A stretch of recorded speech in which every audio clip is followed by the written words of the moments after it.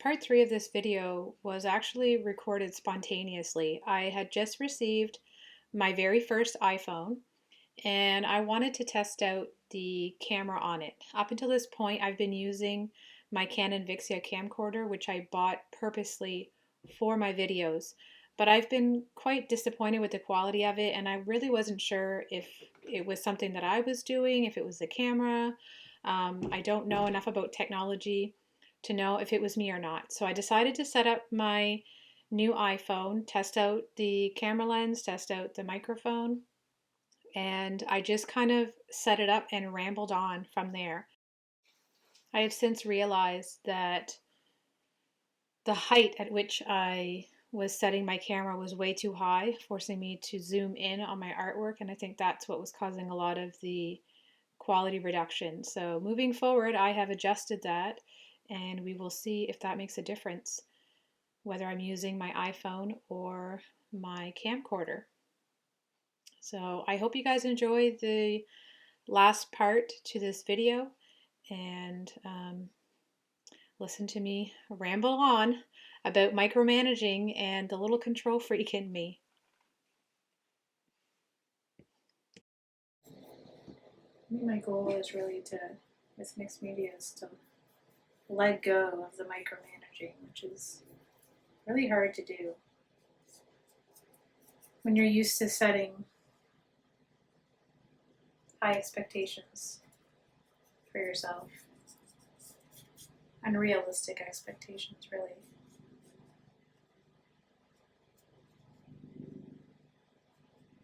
So the mixed media is really just about me learning to let go and to experiment and try to enjoy the chaos of it, the unpredictability of it, instead of trying to control every aspect, every moving part. I do enough of that in my day-to-day life without having to bring it into my artwork as well. Of course, unless I'm working on commission piece, portrait, something that requires a lot of detail and focus.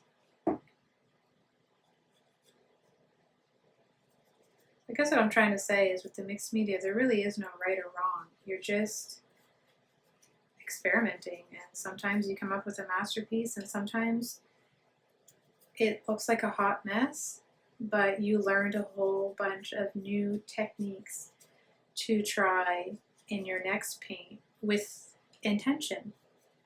So your efforts are not ever really lost when it comes to doing mixed media, because those lessons can, what's the word I'm looking for, transfer into your other work.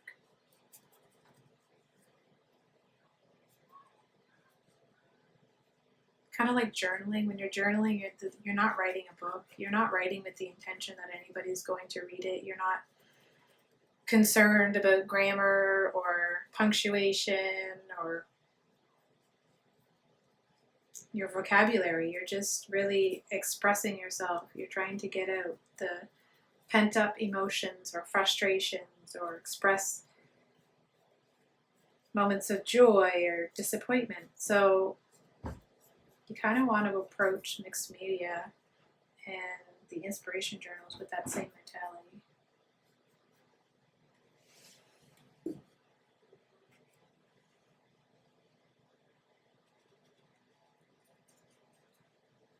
I kind of like where this is going. I feel like the colors are popping more.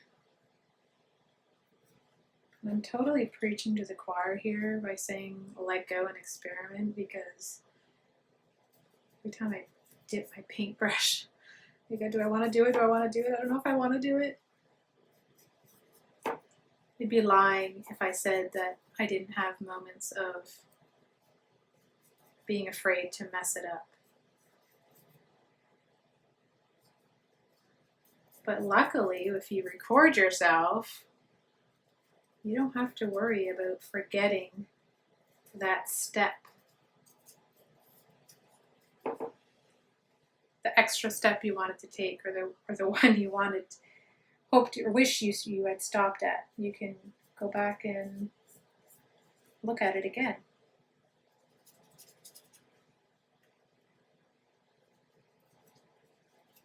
The goal is progress, not perfection.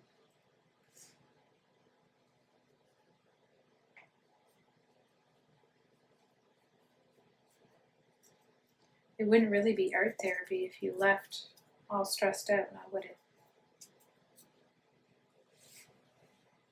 I'm not gonna admit I've ever done that. Little Miss Control Freak over here. I can't help it. I'm a melancholy and a phlegmatic and an artist and ADD.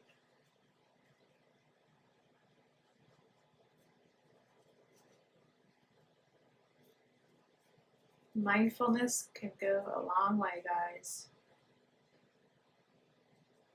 Being mindful of your strengths and your weaknesses. Trying never to take one extreme to the other. One extreme or the other. Don't beat yourself up over mistakes. Just be aware where your limits are, but always seeking to push those boundaries, those limits, to become a better, stronger version of yourself.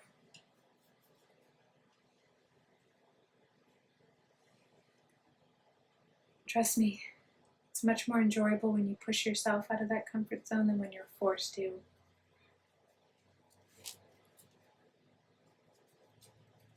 When it's sprung on you, and you least expect it. Marriage can do that, children can do that, sickness and disease can do that, the loss of a loved one, a big move, changing careers. Sometimes life just demands change, and we're not in the right mindset to receive that change. And it can be an extremely disheartening and difficult process to go through.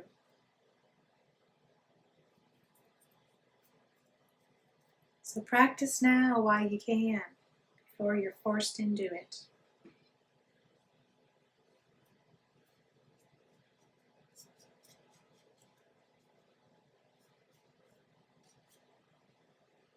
Well, I'm not really too sure where I'm going with this. I think I'm just going to leave it like that for now. Put it on my workbench and just keep looking at it every time I come into the studio and see if I come up with some more inspiration or ideas. Or maybe I will keep it just as is.